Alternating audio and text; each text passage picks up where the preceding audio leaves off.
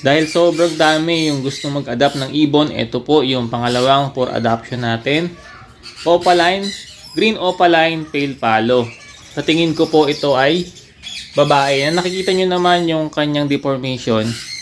Sa legs din ulit. Slight deformation lang naman po yan. Pwede po natin gamitin sa breeding. Pareho lang kahabi yung gagawin natin. Mag-comment lang po kayo. I-heart nyo yung video na to. At pwede nyo ring i-share. Tapos, lagay nyo lang po yung inyong lugar.